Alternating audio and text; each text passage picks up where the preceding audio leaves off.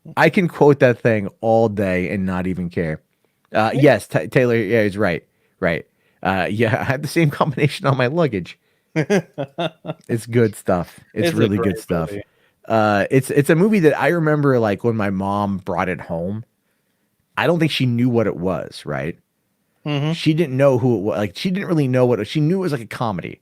And she knew Mel Brooks. She liked Blazing Saddles. And then like that movie like opened my world to like comedy. Because for one, it took my like probably like one of my favorite thing, which was Star Wars at the time. Yeah. Because I was like fucking 6 or 7 or whatever when I first saw it. And then it made fun of it. And but it did it in such a good way. Like it was such a friendly, like ribbing of it. Right. And it's just one of those movies that's so infinitely quotable. Like I said, like, what is it? Oh my God, who are you? Or what are you? I'm a Mog, half man, half dog. I'm my own best friend. Yeah. Or who are you?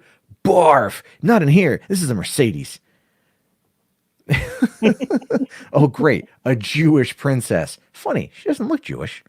Like, or a Jewish princess, Oh, but here's the craziest thing. Yeah, exactly. Garrick here. Merchandising. Merchandising everywhere. We have Spaceballs the cereal, Spaceballs Spaceballs the flamethrower. Spaceballs the lunchbox. No, but I just the movies. It's so goddamn fucking funny. But here's the craziest thing. Are you a Star Trek fan? Well, I'm more a casual Star Trek fan. Okay, casually. Have you ever seen Star Trek Voyager? Yes. Okay, you know Tuvok? Uh-huh. He was the guy with the pick in the desert. Really? We ain't found shit. That was Tuvok. Nice. Yeah, I didn't know that till just recently. I just love that line. It's like he says to literally comb the desert. You see anything? No, nothing yet, sir. What about you? No. Yeah. What about you? Man, we ain't found shit. That is cool. I did not know that. Yeah, it was just, and then Garrick here says before parody movies were ruined by stuff like epic movie and superhero movie. Yeah, that's true. And then Taylor here says Spaceball is a short-lived animated show on G4. We don't talk about that. We don't. That was bad. I don't. Did you ever see that? No. It was Mel Brooks voiced Yogurt, which was cool. Okay. It like no Rick Moranis, no Bill Pullman, no Daphne Zuniga, Joan Rivers was still alive then, no one else but Mel Brooks, and he only popped up a little bit. It was bad. Like it was like flash animation is what it was back in the day. Hold on. Here's the thing.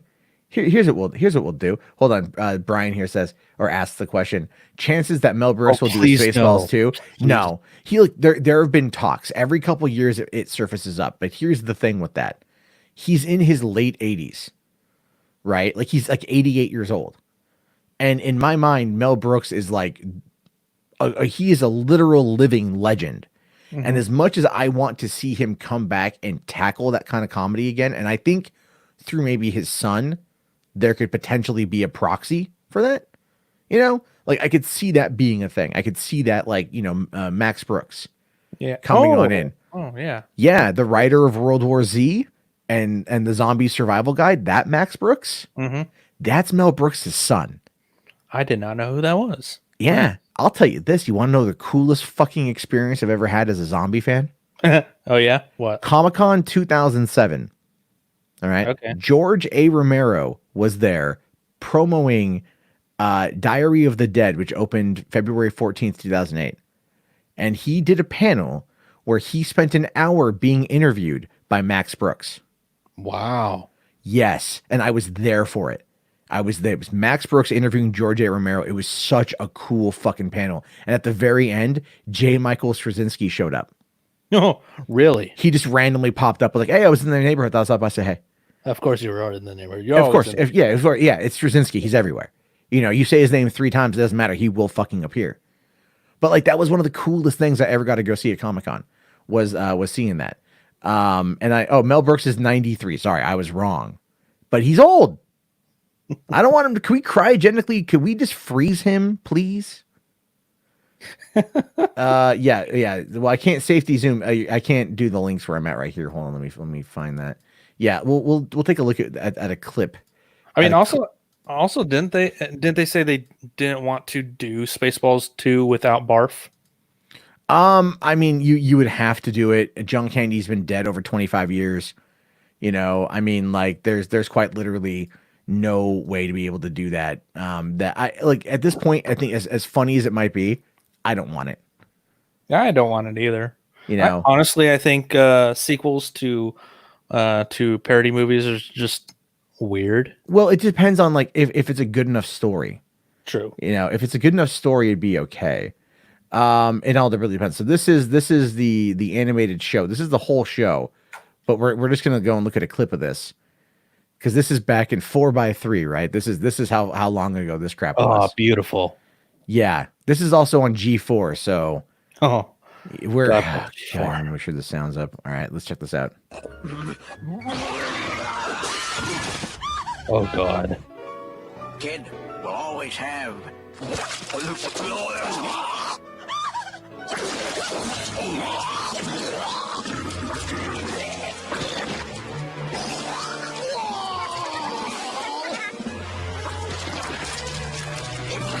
Fuck. What the actual fuck? Oh, Okay, that's yeah. Mel Brooks. That's Mel Brooks right there. Oh, Scooby!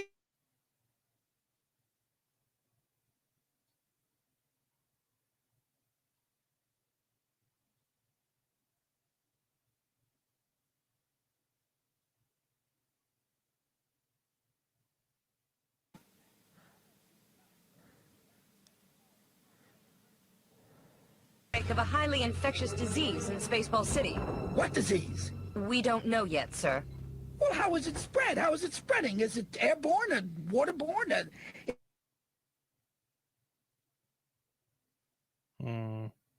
Earthborne?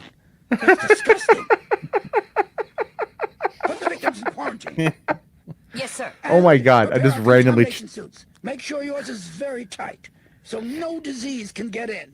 I want to see every curve. Very well, sir.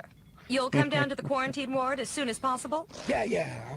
As soon as I'm done working up here with you, here. What? I trust you'll handle things professionally. I've been handling things before you interrupted me. I'd like to go back to handling them again if you don't mind. Over and out, sir. All right, so for one, insanely topical. Right? yeah. Insanely topical. Had no idea. I skipped to a random. I just clicked randomly, and there we go on that one. Okay, so it's not as bad as I remember. That's actually pretty damn funny.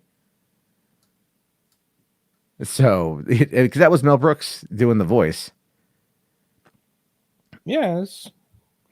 I mean, Mel Brooks is still great. And Skywalker, Brian, yes, I did put that at 240p. Let's see. Mel Brooks looks like Lloyd Kaufman. Yeah, a little bit in that one. Let's see. Garrick here says, "What did you think of Hitchhiker's Guide to the Galaxy?" I actually liked it. I really liked the 2006 movie. I thought that it was. I mean, it combined elements of like the last book because you had to give it an ending. Like you can't just kill off all of Earth and then not put it back together again by the end of the movie. I remember enjoying it. Okay, sorry, fine. 2000. I thought 2005. They love to correct me. I'm off by a year. by a fucking year. Here, I'll give you a middle finger. There, that worked. I'll take that. As I throw my water bottle down on the ground and realize, I've got to clean up a pile of water bottles because that's bad for the environment. That's all. That's what I do. But anyway, Hitchhiker's Guide was a good film. Was definitely a good movie. I would have loved to have seen the other books. I would have loved to have seen. But how well did that do anyway? Now I'm curious. I Let us take a don't look. know. Hitchhiker's Guide to the Galaxy. All right.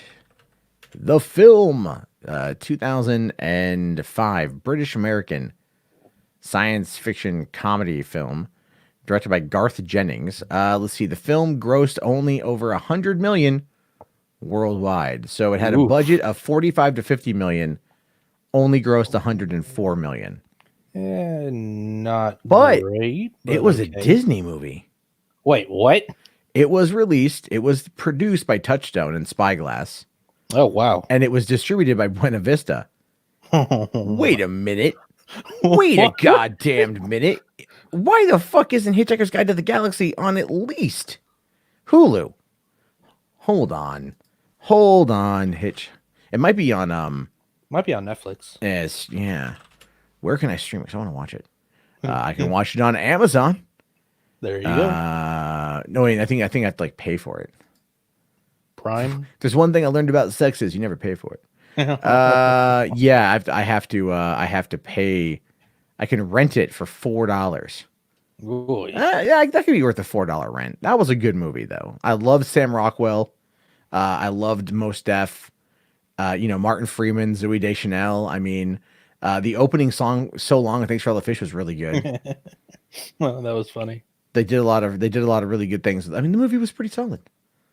It was definitely a good film to check out. What's the answer to life? 42. Yep. Okay. And people still, and this is funny, people still bring that up to go like, I'll see people go like, oh, what's like, why are we here? And someone's like 42. And then I'm like, nerd.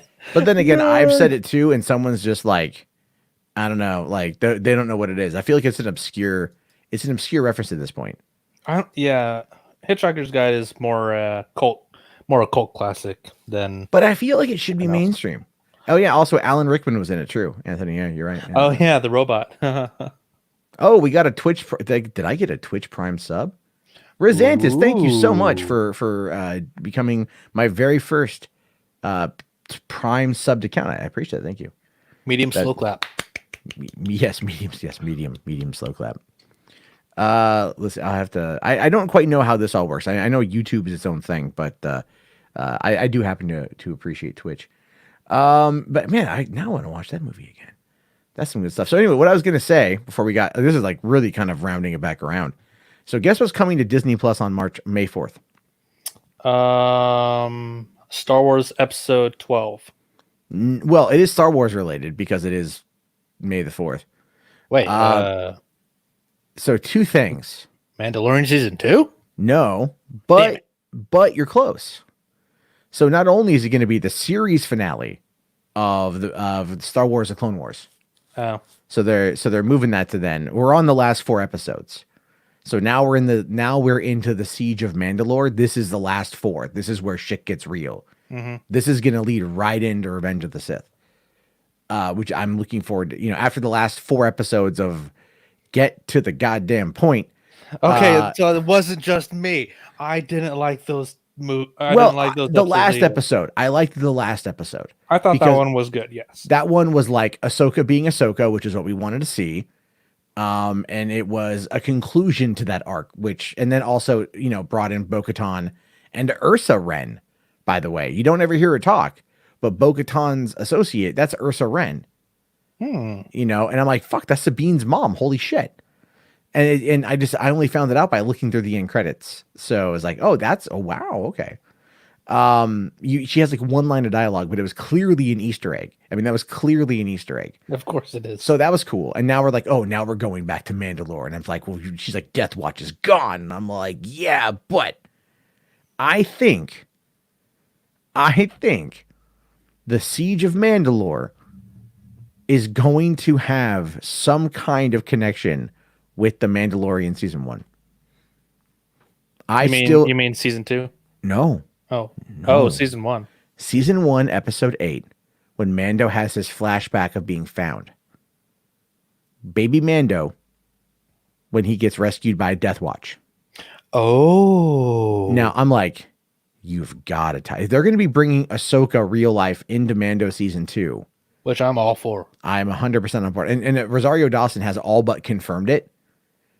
Someone asked her about it, and she's like, oh, I mean, like, yeah, it'd be really cool, but like nothing is finalized yet. Well, when you say nothing is finalized yet, that means you're in. Yeah. that means you're in. There's like no other way to describe that shit. So, you know, Just that's means you haven't finished dotting the lines. yeah, you know, that's what I'm hearing about Zack Snyder is that that they haven't finished dotting the I's and crossing the T's yet, signing the paperwork. So it's kind of like whatever the fuck's being said is so stupid, but we can write about that here in a few. So anyway, so basically you got the series finale of that, and then you've also got an 8-episode documentary series all about the production of The Mandalorian. Ooh. 8 episodes of the fucking and I'm like, they're gonna give us a good look at the stagecraft. Oh, that'd be great. I'm like, is it weird that I'm more excited for that documentary about the making of The Mandalorian versus the series finale of Clone Wars? It's weird, but I'm all for it. I am all for. Wait, hold on. The Saved by the Bell trailer came out. Wait, what? No, please. Oh, wait. Are they making Yes, reboot? They are rebooting it. It's not. It's not a reboot. It is a continuation. Oh, really? Yeah. So AC Slater is going to be teaching at Bayside High, with I think also Elizabeth Berkley. So Jesse Spano, she's going to be there. Oh my god. And I don't know if like Kelly's going to show up at some point. She's going to have to. I mean, look, I'm not against it. I kind of want to see what Tiffany Amber Thiessen looks like 20 some odd years later. You know, look, man, I'm at that point in my life where like MILF porn does it for me. What can I say? You know, I'm kidding, but it's no, I am. But no, really, I look at that and I just kind of like, man, she was like, you know, like Tiffany Amber Thiessen was always hot. And like Lark Voorhees was not even invited to be in it, which is really funny to me. Like she wasn't even, because she went fucking crazy, dude, for a while. Like she looks vastly different than she did back in the day. Like you wouldn't even recognize her anymore. She just like, you know, she just looks too different. And I think at this point the producers are like, that's just too different. Well, if you gotta make choices.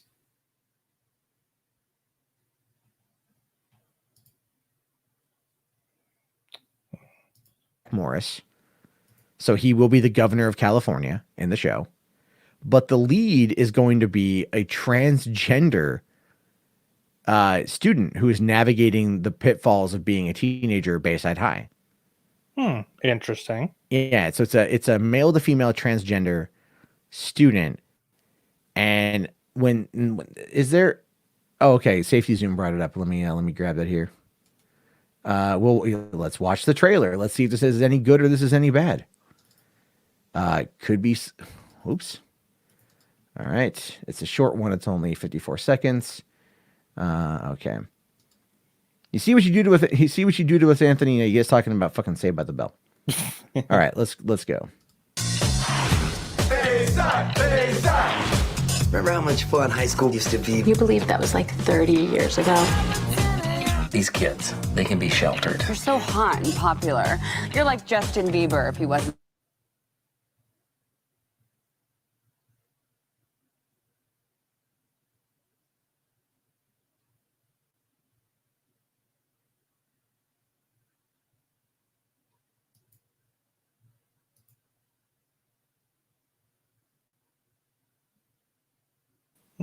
There we go. Did it go away for you?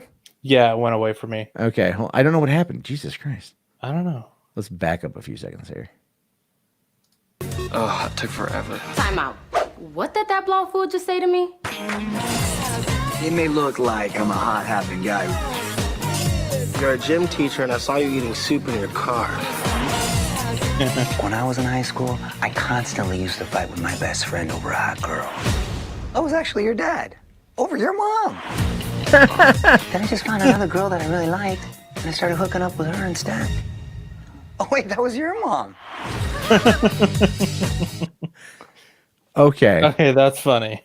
Hold on. What the God. fuck? Oh, please, no, please. Wait. Hold on. Is this live or is this a video? Now I'm just curious for it to load. I want to fucking you. People love the fucking Kardashians. Oh, it is live. Oh, they're fucking live. That's not a reason. Oh, Lunga, you son of a bitch. No, I invited him here. You cheating whore. No, it's all good. It's all good. Yeah, Skywalker Brightness is not impressed. I mean, look, it doesn't look like the most horrible thing I've ever seen. But the person who was like talking to the camera, breaking the fourth wall, like, hold on, what did this white boy say to me? That's the transgender student.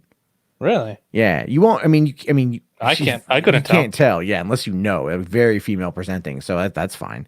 But I mean, it's possible. And this is the thing. You know that there are going to be a lot of people All over this. that are going to be like, oh my God, it's so woke. But I mean, you can't really call the show woke when like the end of the teaser trailer has AC Slater telling students he banged their mom. Like when I went to school here, like I fucked your mom, both of them. But I got to say, Elizabeth Berkley still looks pretty good. Mm-hmm. Like, I mean, maybe not Showgirl's good because that was a long time ago. That was a long time. So weird to think that the director of Starship Troopers did that movie. Did Showgirls. Paul Verhoeven's like, I must go NC-17. Sure. All right. I mean, I bought it on DVD for like $10, so I got my money. I got my money's worth. Let's see. The Quartering will make about 100 videos on this probably. Let's see here. Oh yeah, Maitland Ward was on Boy Meets World, and now she does porn. Yeah, that threw me off when I saw that, by the way, because I did actually see that. That it was linked on a thread somewhere. I think it was like on Reddit. Did you ever watch Boy Meets World? I actually need to finish it, but I've gone like halfway through the series. But yes, I've seen a good chunk of it. So she was, when they get to college, she was the redhead that Eric and the other Lawrence brother lived with. Oh, okay. Yeah, so she was later on in the college years. She ended up going and doing porn. And I saw a clip where it's like, I'm like, oh wow, that's her. And then like I just kind of like skipped to a random scene. I'm like, oh my God, it's her doing anal. This is just awkward, Yeah. But it's also like the youngest, what was it? The youngest daughter from Family Matters walked upstairs at like the end of like the second to last season, never came back downstairs again. 10 years later, we find out she's done pornography. I mean, what is Steven Spielberg's adopted daughter got into doing porn? That was a few weeks ago. That whole story came out. I wouldn't doubt it. And it's like, apparently she was like, Spielberg was like really supportive that she was doing porn. It wasn't like, it's not like full on. It's like, that personal webcam type stuff, Make money. Yeah. Yeah. Spielberg's daughter does it to make money. What kind of, that sentence should probably not ever be uttered in that context. And I don't mean that to be mean. I literally do not mean that to be mean. I'm not trying to be critical. What I mean by that is like, look, we're talking about Steven Spielberg. Yeah, we're talking about like affluence. We're talking about children of celebrities. And it's like, if your dad is Steven fucking Spielberg, like there's literally no reason why you should be out there. She should be the most spoilest brat on the planet. Let's see here. Clicked because the thumbnail said someone from BMW doing porn. Oh yeah. Hey, you're not wrong. That is actually true. That did happen. Yeah, that's the thing. Maitland Ward is her name. I think you could probably find it. Hopefully you are over the age of 18. So that's, legal for you to look at. Otherwise, shield your eyes. Ain't Topanga. It ain't Topanga. That ain't Topanga. I know. I just looked her up. Whoo. Yeah, that's the thing. It ain't Topanga. It taint her, unfortunately. Spielberg's daughter has an OnlyFans. Oh my God. Yeah, really? that doesn't surprise me. That doesn't surprise me at all. There's a lot of, people out there and I'm not against it. I'm not against people doing sex work. We just need to de-taboo it or whatever in this country. That's what we need to do. Is we just need to right. I always kind of think every time I want to talk about legalizing prostitution, I just go back to the movie Barbed Wire. That Pamela Anderson comic book adaptation from 94, 95. It's one of the two. All right. It's one of the two. Hold on. Barbed Wire movie 96. I was fucking off again. God damn it. But anyway, Pamela Anderson plays a prostitute in the movie. Right. And that's like her thing. I can kind of see a theme in her yeah. Have you ever seen the trailer? No, I haven't. Oh my god, this movie is bad, right? Like it's definitely fucking horrible. I mean this in the best possible way. It's like Tank Girl. Oh Lord. But no, Tank Girl was great. Let's see here. What did Garrick here say? iDubbbz got crap for his great. Yeah, he did. Okay, so this is the trailer. Let me see. Do we get it here in auto 480? Let's roll 240 because that's how we roll. That's how we roll on this channel, dog. Respect the majesty of the 240p. Yeah. Yeah. Anyone who's not in on this whole meme is going to be like, you guys are weird. Yeah, we'll watch trailers with us. Yeah. Watch horrible mid 90s trailers. Oh, that beautiful 240p. Music!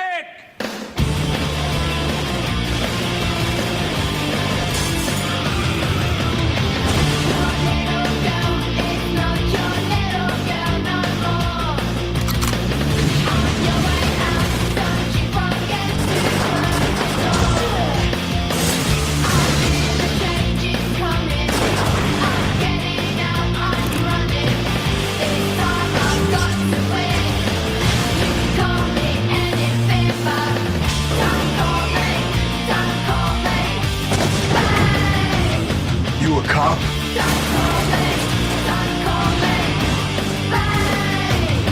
See a badge.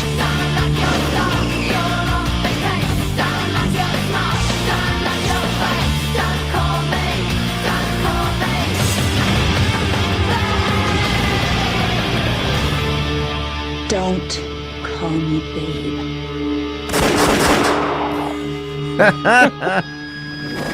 That is a real movie.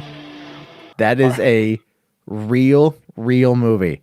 Are you sure this isn't Stan Lee's Stripperella in live action? No, this came out far before Stripperella. This is a very, very, very long time before Stripperella.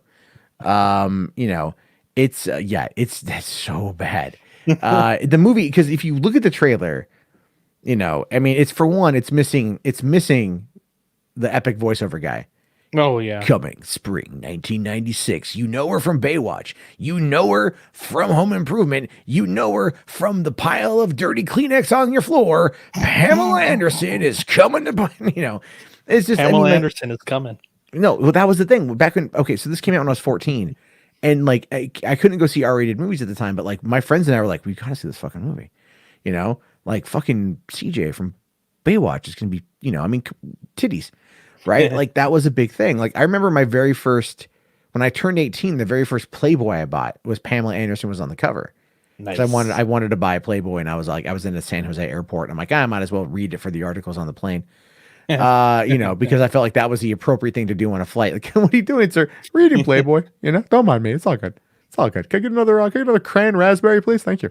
Me over here reading Reader's Digest. Yeah. I mean, it's like people watch porn on planes all the time, right? Yeah, But no, it's like that was a big deal back then. Like also striptease with Demi Moore. That was a big deal. You know, that was a big fucking deal to a teenager in the early 90s because Demi Moore was hot in a movie called Striptease. And you're like, can I fap to this? But the thing is, did you ever see Striptease? I've seen a few clips, but yeah. All right, let's check out the trailer. Okay. Because like this is the movie is actually surprisingly funny. Like, I mean, it's actually like pretty, you know, pretty decent and for what they were attempting to do with it. Really? But yeah, we had fun watching it because like it's got Ving Rhames and you know, Burt Reynolds and shit. Wow. So yeah, it was good stuff. Yeah, Sharon Stone in Total Recall. Hell yeah, dude, Verhoeven. And yes, I've seen both Total Recalls. Kid Rock did pick a good woman for Pamela. Yeah, until I think until he gave her like Hep C or something, or he got Hep C from her. Anyway, oh, you saw both Total Recalls? We don't talk about the 2012 remake. It wasn't a terrible movie, but it shouldn't have been called Total Recall. True. Even though it was more like the book than Schwarzenegger's version. Let's see here. Your Honor, my ex-husband is a thief. That hardly qualifies him to raise a 7-year-old child. Neither does being a mother without a job. My lawyer told me this appeal is going to cost me $20,000. I mean, is there a shot in hell that I can make that in 6 weeks? Aaron Grant is desperate. And desperate times call for desperate measures. Cream corn wrestling. No chance that I am going to roll around naked in creamed corn with a bunch of drunken yahoos trying to stick niblets up my hoo-ha. Erin has many interesting men in her life. An ex-husband. What's Mercedes is that? Some orthodontist from Tampa. God, Daryl, what would Mama say? She'd say nice fucking car. Ow! A United States congressman. You must be... Convex dildo. This nut is a congressman? Congressman dildo. Why are you all shiny? It's Vaseline. I can feel it squishing between my toes. An enterprising lawyer. You know, my neck really feels better, Uncle Al. Oh, yeah? How's it feel now? And a most unusual bouncer. Do you follow politics, Mr. Shack? Do I look like I follow politics? Castle Rock Entertainment presents a story about the bodies that move. He'd jump you in a second, that piece of shit. And the ones that don't. Demi Moore. I'm Malcolm Moldowski, Congressman Dilbeck's right hand. You must be a very busy man. Striptease. There, Mrs. Grant. No, I'm Barbara Bush. Who is he? George Bush. Oh my God, Armand Desante. Yeah, so that movie came out. It's not. It's a funny movie. Really enjoyed it back in the day. But that again, that's just like, the crazy shit that came out in the early '90s. Is like even Scarlett Johansson's and Don John. Yeah. Well, the thing is that movie. They shot that movie. The movie theater scenes actually at the Regency North Hollywood, the Regency NoHo, which is I worked for Regency at the time, but I worked at their Pasadena branch. I wanted to go to the North Hollywood branch because that was about 2 miles from my house versus the 17 miles I had to drive to get out to Pasadena. Youch. And 17 miles in LA. Think about that. Yeah, that's like a good 4 hours. But no, my friend was working the theater the day they shut it down in order to film that scene from Don John. So he was hanging out with Scarlett Johansson all day. Oh, lucky bastard. And I'm like, you fucking dick. You absolute asshole. There's a lot of crazy ass movies out there too. It's good stuff. Oh, hold on, safety zoom here. What are you bringing up? The Mad TV parody. Wait, who's the mom from Holes with Shia LaBeouf? Fuck. Okay, here we go. Yeah. Let's see, Shia LaBeouf, mom, Holes. I don't know if I should actually Google that. Patricia Arquette. Was it Patricia Arquette? Was his mom in Holes? Miss Catherine Barlow. I don't know, man. I just work here. Oh wow. His mother is actually pretty eccentric. Looking up here at this Google search. Shia's a weird guy. Like when I was living in LA was when he was doing that weird art exhibit where like he would sit there in silence, like you could come on in and like read mean tweets to him. Oh.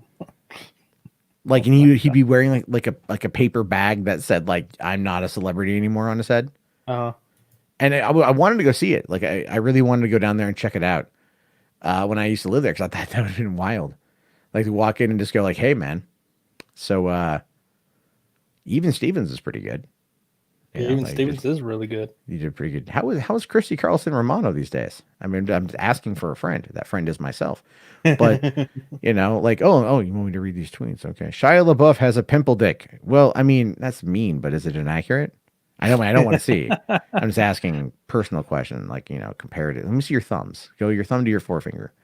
You got a pretty good size honker, dude. Like, I don't know what else. I would be so nervously uncomfortable talking to Shia LaBeouf in that particular type of environment that I probably would just say the most inappropriate things I could think of. And it would be completely involuntary if that would happen. It would be completely involuntary. I would just sit there and go, I would make a weird joke, like it smells like farts, or, like, hey, did you actually have sex with Megan Fox? Because like, you can tell me, it's cool. I'm a bro. And is it true that her thumbs are really kind of like big toes? Hold on here real quick. Anthony has been asking a couple times, what's the word on the Venom 2 trailer? We're not going to see Venom 2 trailer probably until July. When and if theaters reopen. When and if.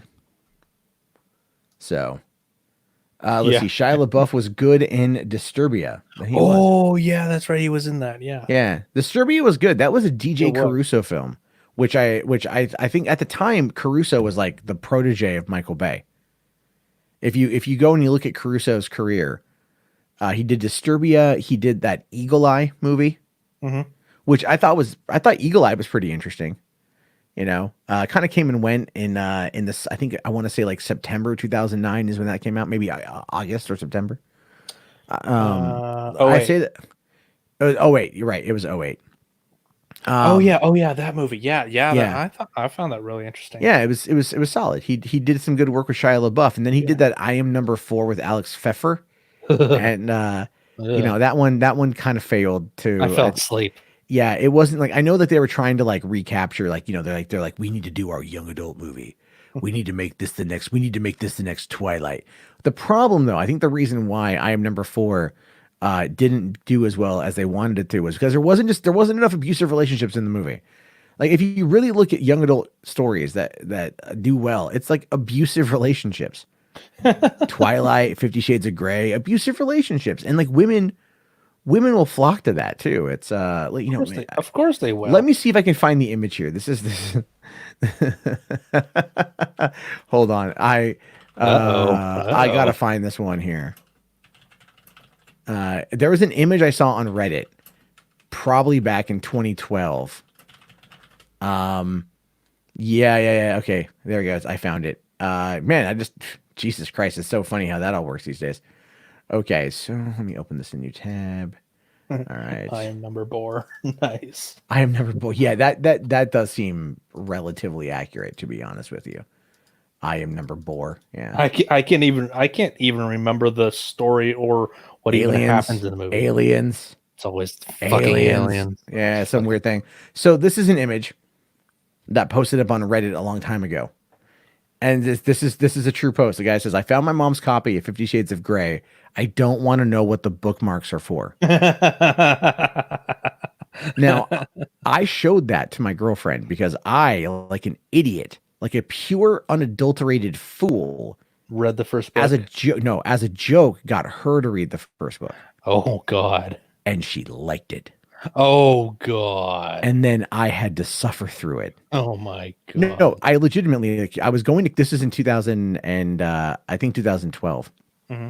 I was going to Comic-Con for like the week, and we were in LA, and you know, she's like, I need to find like an audiobook to like listen to while you're gone. And I'm like, and I was going to fuck with her. I'm like, hey, you know what you could do is have you ever heard of 50 Shades of Grey? Gilbert, you know, and she's all like, no, what's that? I'm like, well, it's interesting because it's a book series that's adapted from a Twilight fan fiction. And she's like, oh, I hate Twilight. I'm like, I know, right? Like, it's terrible. But like, maybe give it a shot for a laugh or something. And she's like, okay. And then, so, you know, she downloads the audiobook, and then she comes home from work the next day. I was getting ready to leave. And she's like, so I listened to the first couple chapters of 50 Shades of Grey.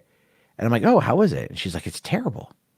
And I'm like, yeah, right. Like, isn't it just kind of like, you know, Anastasia Steele is just like fucking Bella, and Christian Grey is really Edward Cullen, and, you know, like, you know, oh, hey, even their friend Joe is basically just you know, Jacob, right? Like, it's the same shit. It's the same exact.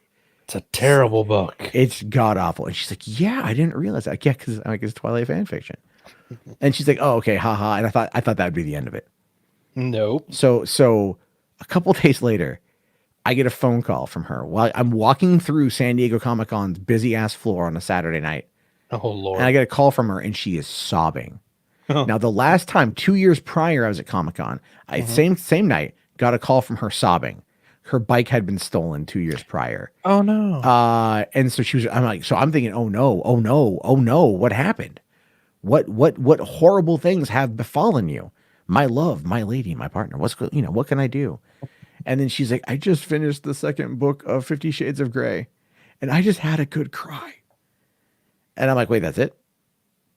That's it? She's like, it's so good. It's like, it's so emotional. It's so good. And I give her crap for it all these years later, but I'm all like, no, well, okay. Like, are you fine? Oh yeah, I'm fine. I'm okay. I just had to call you. It was like, it was like really just, I'm cathartically crying right now. And I'm like, oh, fucking K. Fucking K. Cool. Like, I mean, I'm happy for you. Question mark. Yeah. Like, so we hang up the phone and I kind of stop and I'm like, what the fuck did I do? You've ruined your own life. It gets worse. Oh my. A week later, we had to go back to San Diego from LA for my cousin's wedding. Uh-huh. And which I was, we're driving on. This is July, by the way. Oh Lord. And we're trying to get down there. It's like a midday wedding on, the coast of San Diego. It's gorgeous. Mm-hmm. And we're driving in a truck with no air conditioning, thinking it'll be fine. It will be fine. My girlfriend goes, hey, why don't we put on the 50 Shades of Grey audiobook? Why don't you just listen to the first couple chapters? All right. It will just pass the time in the car. It will just pass the time in the car. And I'm like, fine, whatever. She was driving. So I'm like, all right, fine. If anything, I'll just nap out. So a truck full of canola oil jackknifed on the freeway about 3 miles in front of us and crashed and spilled canola oil all over the freeway. And we were not out of Orange County. Oh, no. So, and we were in a truck, a 2-seater Chevy S10 with no air conditioning in a flat standstill on the freeway for 3 hours in the sun. And the only thing we had to listen to was the 50 Shades of Grey audiobook.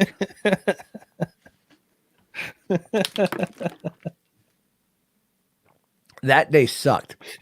Well, I should say that morning sucked because I went to the wedding, had a good time.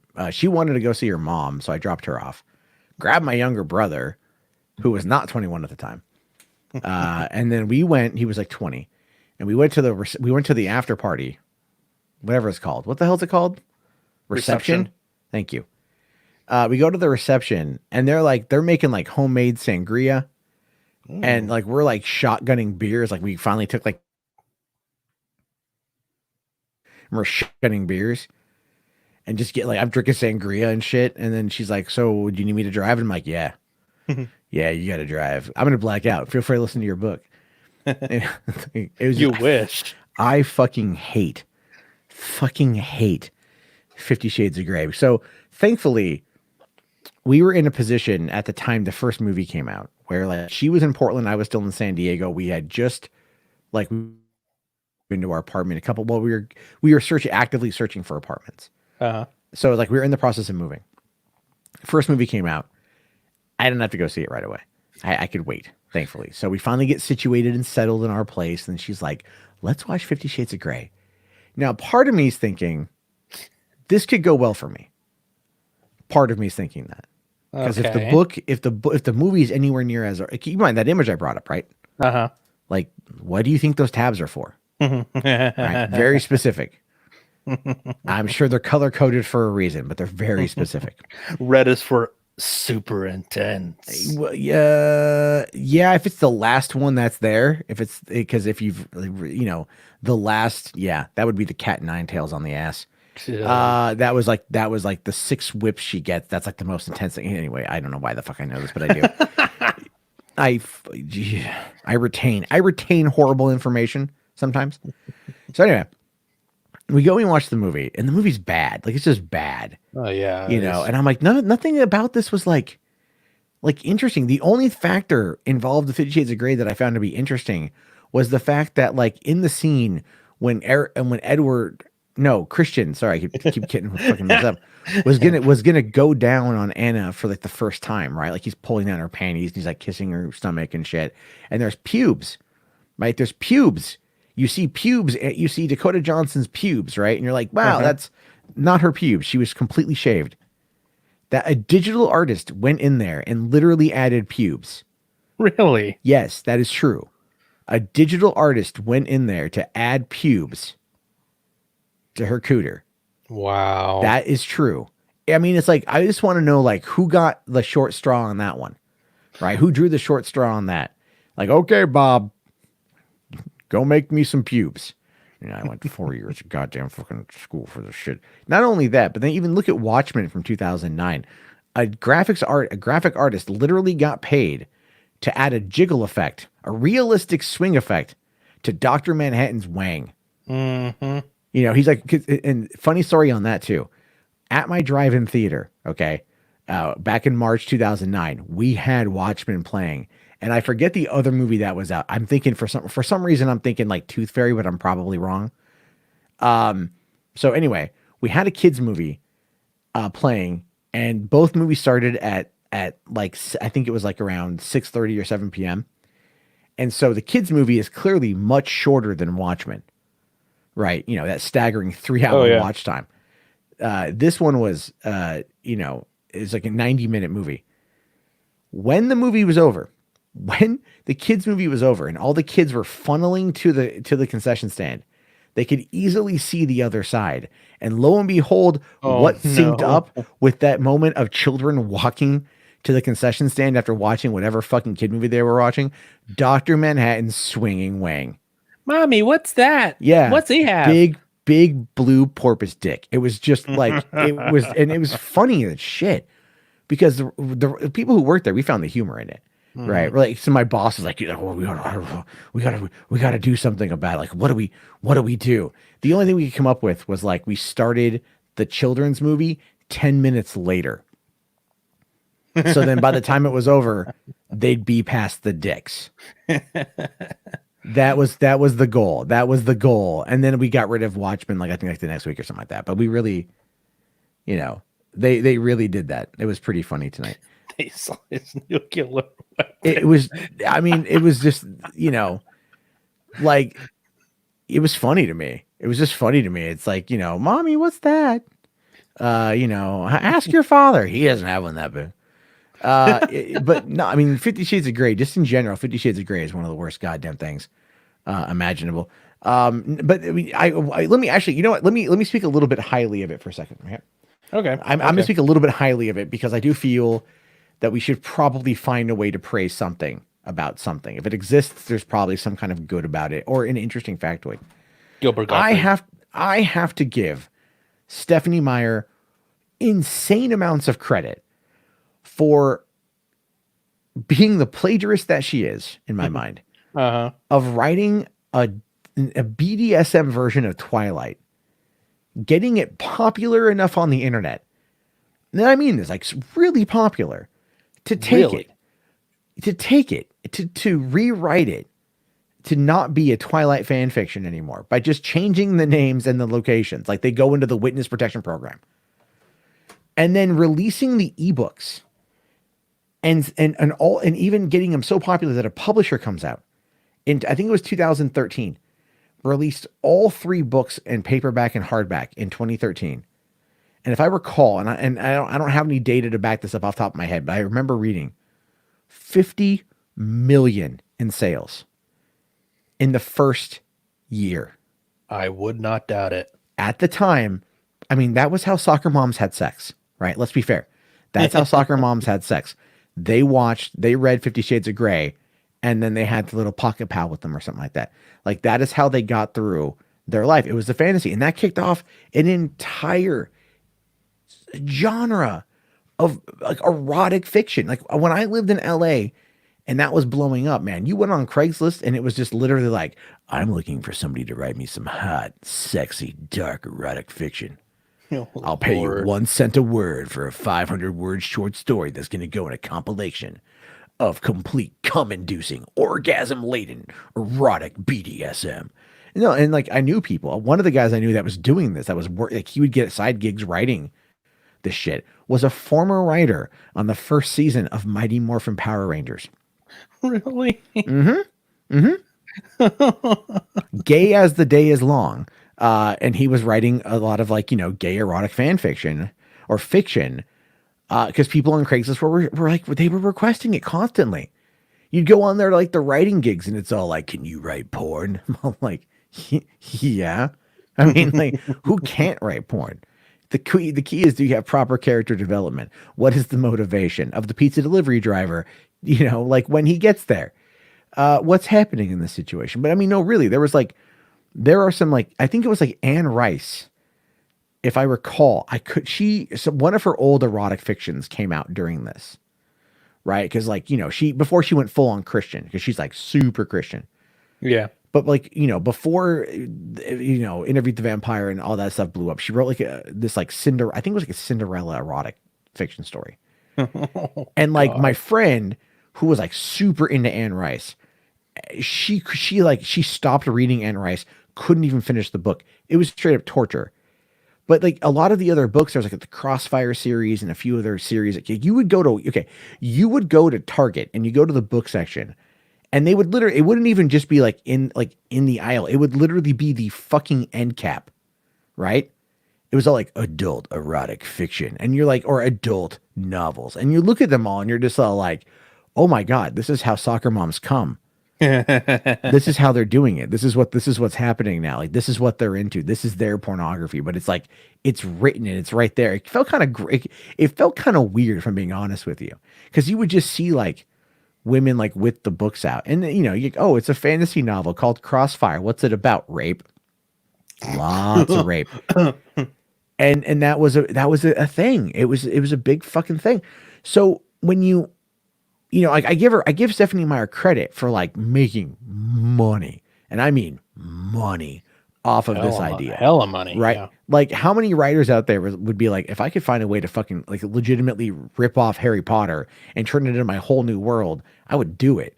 But not only that, the movies, they shot the first one and then they shot the second and third back to back to cut down on production costs. But they're cheap movies to make. You know, they're very cheap movies to make. Like not a lot happens. Yeah. Like, okay, I have to kind of bitch about this for a second, right? Because I now live in this general region where the book's taking place.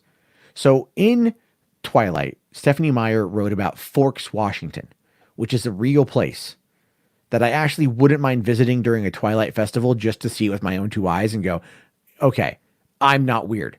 That's good. But 50 Shades of Grey was set in Seattle, where Christian Grey lived. And Anastasia Steele attended the University of Washington, Vancouver College, which like is right in Vancouver, Washington, which is right across the river from Portland. It's 150 miles between that location and Seattle. It made no sense to set her in college there. I don't know. It's a weird, I mean, being in the Northwest, being from the Northwest, that's what kind of got my attention. I know, weird things to kind of like pick apart. But like when we were looking to buy houses, we were looking through Vancouver, and I ended up taking a wrong turn and ending up on the University of Washington, Vancouver campus. Really? And I thought to myself, I looked at my girlfriend, I'm all like, you know where we are, right? She's all like, no. I'm like, come on. You don't know where we are right now? You know where we are. She's like, where? I'm like, the University of Washington, Vancouver campus. And she's like, oh, Jesus Christ. Let's go. You know, we're not talking 50 Shades of Grey. So yeah, there's so much of that shit now. It's like, I'm so glad we're over the erotic fan fiction shit. You know, I mean, it's just because it was like, it just took over.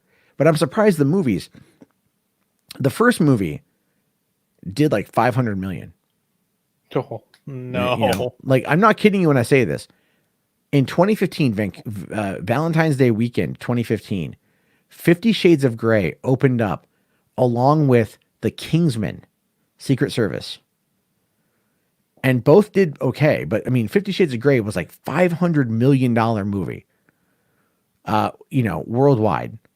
And the second two did not do anywhere near as much. I think people realized that they were shit, even though they were actually better movies. No, because here's the thing. The chick who did the first movie was, I forget her name, Samantha something. She's married to Aaron Taylor Johnson, who played Quicksilver. Really? Yeah. Like, she's like in her 40s and he was in his 20s when they got married. It's like a Hugh Jackman and his wife situation, but whatever. And she directed 50 Shades of Grey. And she wanted, like, you know, she clashed with E.L. James over because E.L. James wanted to be more like the book.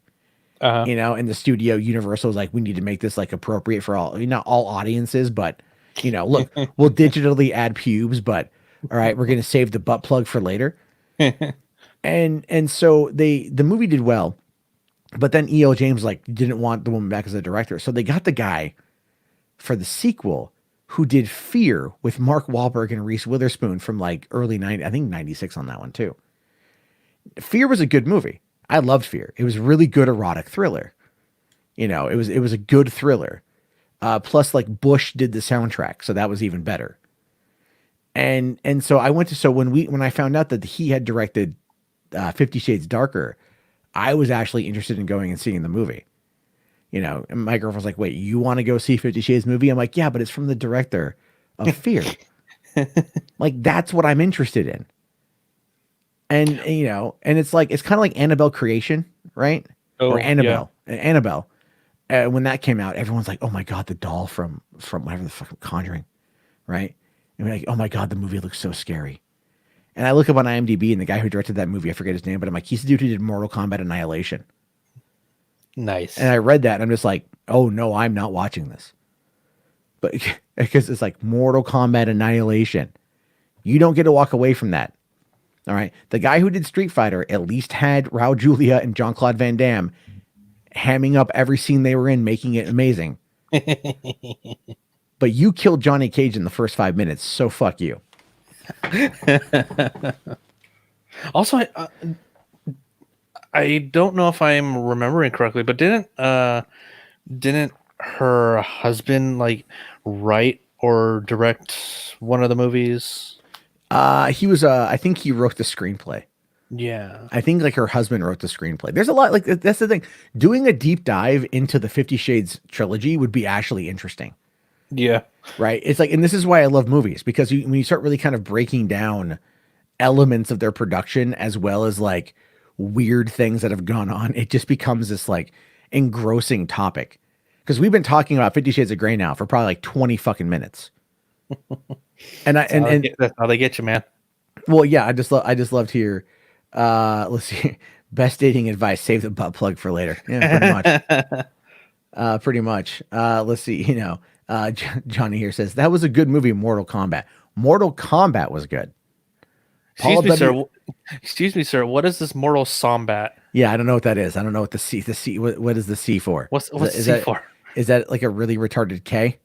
Is it just missing? It's like, is it a K with like is it a K that's missing a chromosome?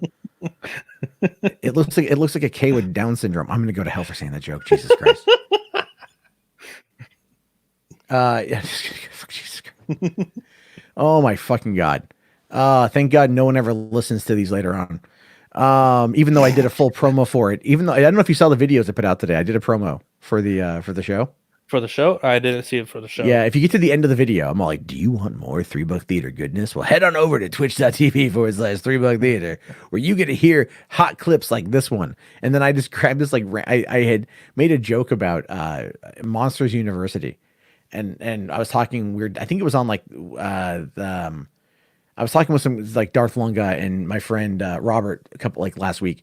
Mm-hmm. And I'm like, yo, if you were to go talk to Dan Scanlon about Monsters University, and you ask him what his inspiration was, I guarantee you he would say that it would be like just like Revenge of the Nerds, but without the rape. You know, and then like I waited for, I knew they laughed, and so I waited for the laugh, and then I cut it, and I'm like, that will get people to come check out the show.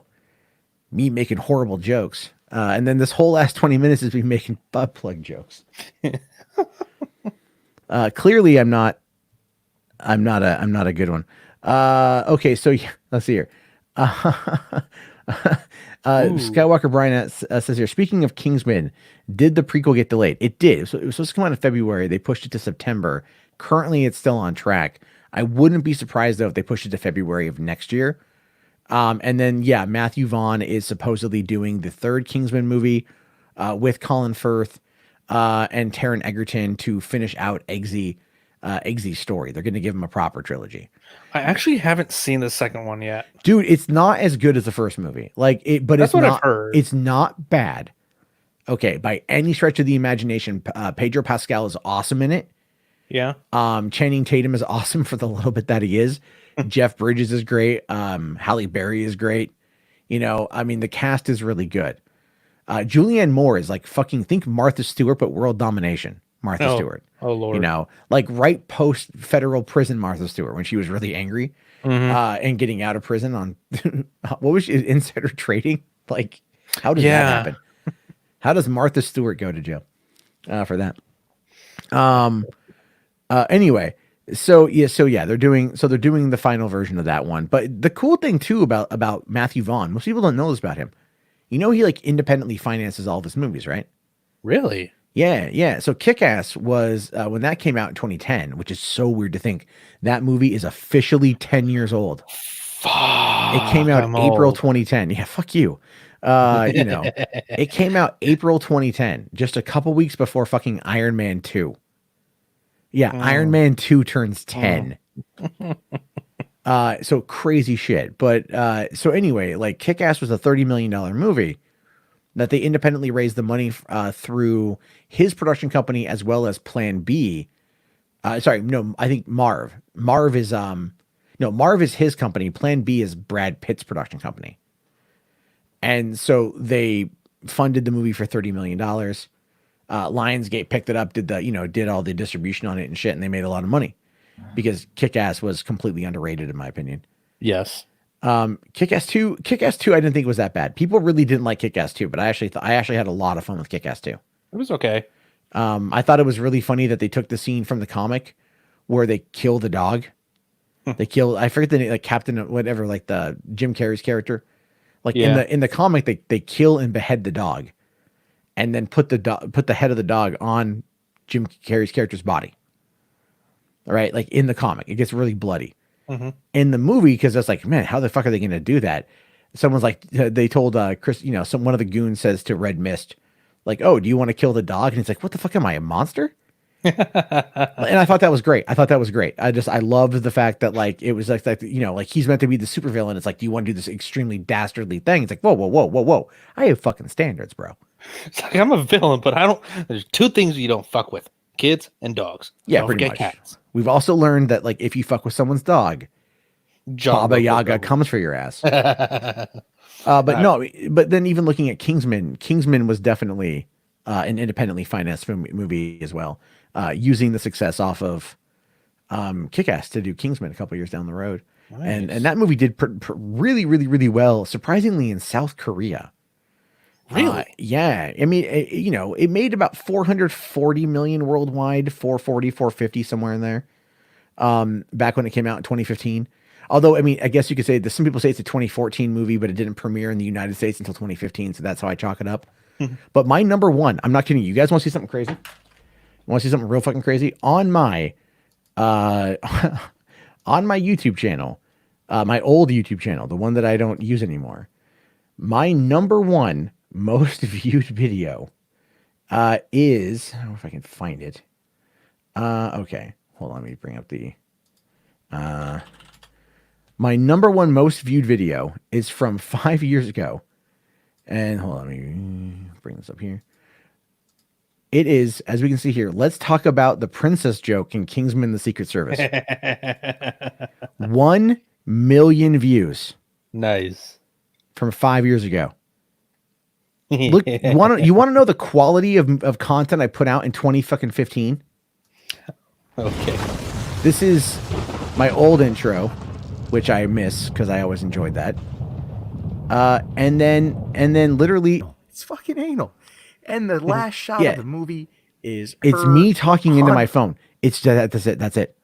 I had an iPhone. I think at the time I had an iPhone 5 at the time.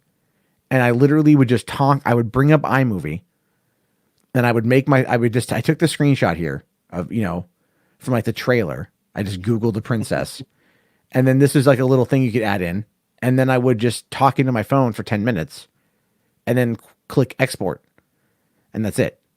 So if you ever want to know how I can do my videos, how I can talk at length for the length that I do, and a lot of content, how I can do 30 minutes on a topic with quite literally no preparation, it's because of shit like this, where I would just talk, I would ramble for 10 fucking minutes. If you win, I let you do it in my butt. Yeah. Fun factor on that one, right? You know the code to get into the room? Uh-huh. Hold on. that there's more that will happen. Listen. If he saves her, obviously it's alluding to sex, but the fact is, nah, it's fucking anal. It's fucking anal.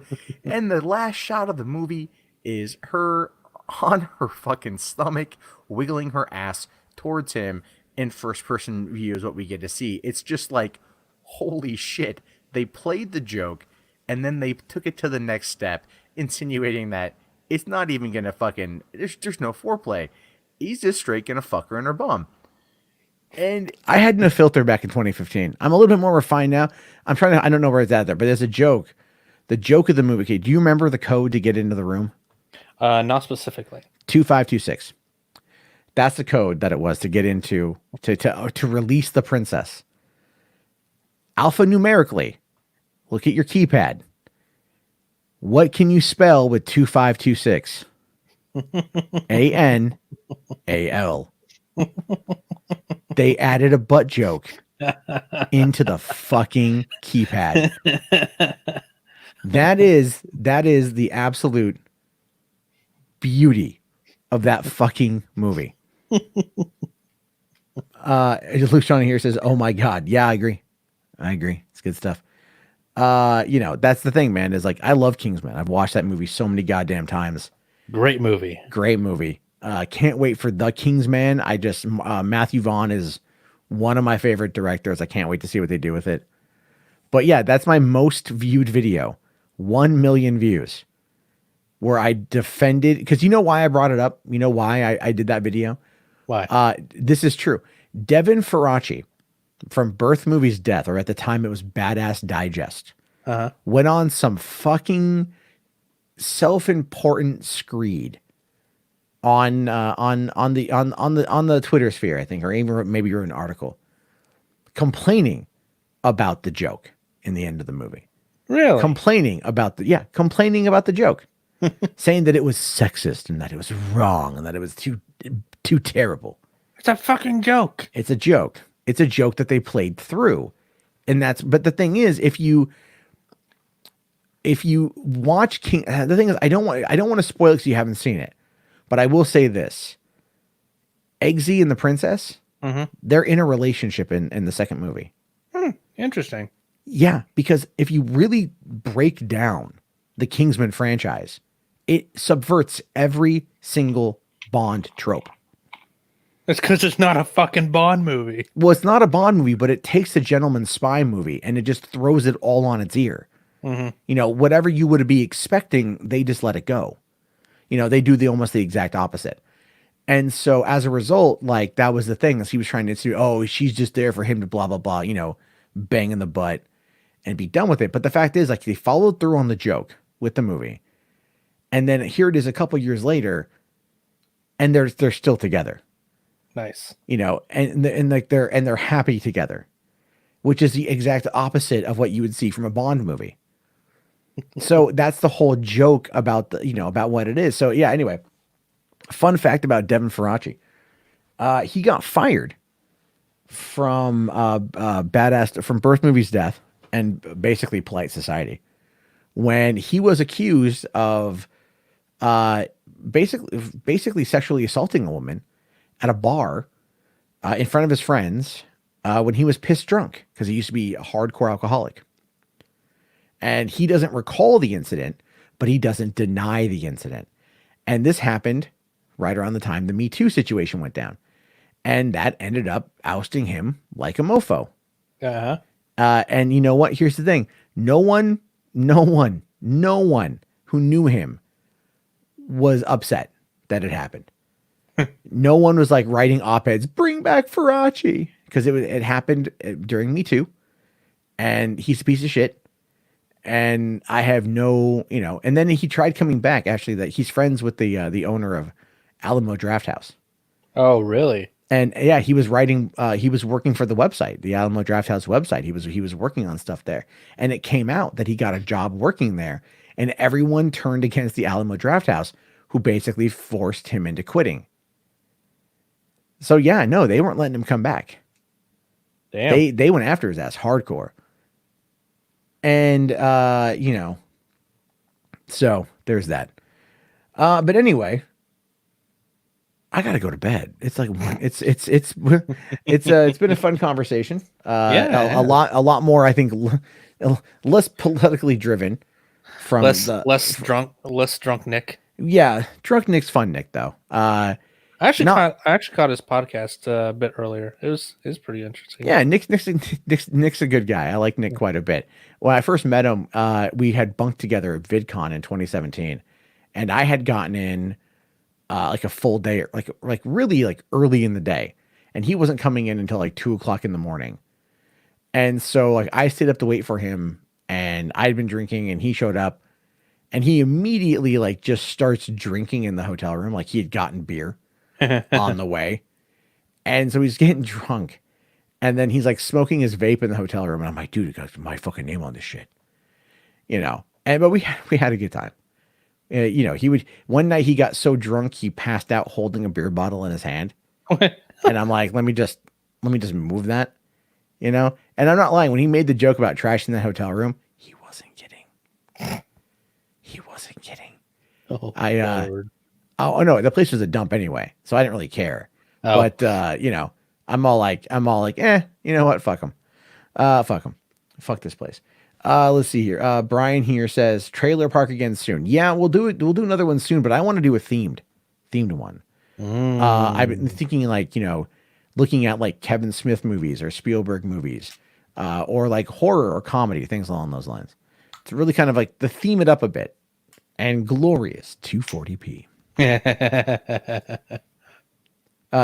Johnny here says you're really drunk when the beer bottle is still in your hand. Well, the thing with that is Nick doesn't engage in alcohol abuse like at all, so I think it's more of like a learned reflex at this point. So it is absolutely what it is. But anyway, guys, all right. Well, Josh, thank you again for coming on, and I really appreciate it. No problem. We'll have to get you on again. I'll hit you up probably tomorrow. Be like, I need someone to come on. And then I meant to talk about Quibi. It mentioned a little bit. It's not doing as well as it was last week. Really? So, yeah. Well, they so it's been a little over a week since they launched, and they touted like 350,000 downloads. Mm-hmm. And then now it's already off the top 60 in regards to the app. Wow. And that ain't good. People finally figuring out how to pirate it. No. Still haven't been able to crack that. Not yet. And that might actually be hurting it. Really? Well, okay. Like I should go, but we'll talk about this for a second. Yeah. Piracy traditionally, so studios will argue piracy hurts. Piracy hurts. Piracy actually does the exact opposite, because people want to try before they buy. Mm-hmm. They do. They want to try before they buy. They may not buy it in the way you want them to, meaning like right up front, but people they want to try things. It's like video game demos have gone away. Which is very sad. But people, people pirate games in order to be able to like check them out to see if that's what they want to buy. Because, you can't like that investment. That's a hardcore investment and you can't return it. So when it comes to movies or TV shows and these services, Quibi is doing the right thing by saying, listen, you get 90 days free. That's the right thing. The problem with it, though, is that because you can't cast it to your TV, you have to lay in bed and hold it on your phone. And a lot of people out there don't like that. So they don't want to do it, but they would probably check it out if it was on, a device they could watch. Now, Quibi has said, this is what we're doing. This is a top priority. We're going to make this a top priority. This is where we're going to go. But that should have been a day one thing. An app on Apple TV or Roku or your PlayStations, that should have been the number one thing. Yeah. But they didn't do it. And I think that, even though they're going to put out $475 million in ad campaigns for the next, I think the next couple months, is like that's their budget for ads. Damn. If they're already hurting this bad after the first week, they're really going to have to kind of restructure. But a lot of studios are wanting to work with them. And I think the anti-piracy aspect is probably what's going to do it. But at the same time, people out there who are interested are like, well, I can't even can't pirate an episode to watch it to see if I want to invest in the whole season. But the thing is, with these being like 8-minute episodes, the piracy rate's going to be through the fucking roof. Yeah. But at the same time, being content creators talking about it might actually be better for us. I still want to dive into. I need to review a bunch of this shit. I think what I'm going to do. I've been working on this idea. I don't want to do like traditional news coverage anymore. Because for one, I mean, doing it here on the show is one thing. Because that's kind of why I want this podcast to be a reality, like why I wanted to do what it's going to do. Yeah. But really on the main channel to get in new people, like news, I'm losing people. I'm not getting new people. Yeah, I've seen that. And it's like, people are checking it out, but it's like I still get views, but that's dropped off a bit. Well, YouTube says during the COVID pandemic, views are up 75%. And I'm like, No, bitch, they're where? fucking not. Like where? Oh, okay. I see certain things. Like kids shows are doing really good right now because some good news. Yeah, well, that's a good show. But that's John Krasinski. He's got a fucking name. He's Mr. Fantastic for a reason. Oh, well, we're gonna fucking talk about that later. Yeah, we'll have to talk about that one. Yeah, I still think that's gonna happen. I do think that's gonna happen. Oh hell yeah, it is. At this point now, I like the fact that there's like actual like huge ass fights breaking out over the Snyder Cut. So that's like fucking hysterical. Yeah, like, I want to go toe to toe with somebody over there, like a real ardent hater, and then just be like, you no, like you don't know what you're in for. I have data. This is what I do. I train. But anyway, this is really sad to say that's my life. Let's see. Lou Shawnee here says parody can be free advertising. Yeah, that's the whole point, but they're not doing it. Like you can't get it. Let me take a look here at a torrent site. Let's just see. Let's take a look. Maybe I'm wrong. Maybe they've got it. Maybe I haven't seen it yet. Okay, so let's see here. Quibi. Anything on Quibi? Nope. No one is downloading it because nothing to get. Yeah, no one's downloading it because they can't get their hands on it. Yeah. Well, honestly, what someone's going to have to do is just literally point a camera at their phone and hit record. Like that's what they're going to have to do is to be able to get people to. You can't even take a screenshot. That is how bad it is. You can't even take a damn screenshot from your phone. So let's see. Game of Thrones was the most pirated show during its run. 100%, man. 100%. Like it just needs to be. That's the whole point. It's 100% that. Okay. Anyway, I'm gonna go. Okay. I'm gonna go rest my voice a bit because it's starting to kind of go. Yeah. And well, everyone, I appreciate you guys being here. We had good time as always. Yeah. I hope you guys had fun. Hope you guys want to come back again. Hey, if we get enough Twitch Prime subs, I can go earlier in the day because I won't have to go do deliveries. That's if you want it early. That's how we got to do it. But anyway, I do appreciate the Twitch Prime sub on that, Jess. All right, guys. I'll see you all later. Have yourself a great night. And remember, I don't fucking know what to tell you that's inspiring. I don't know. Go jerk off.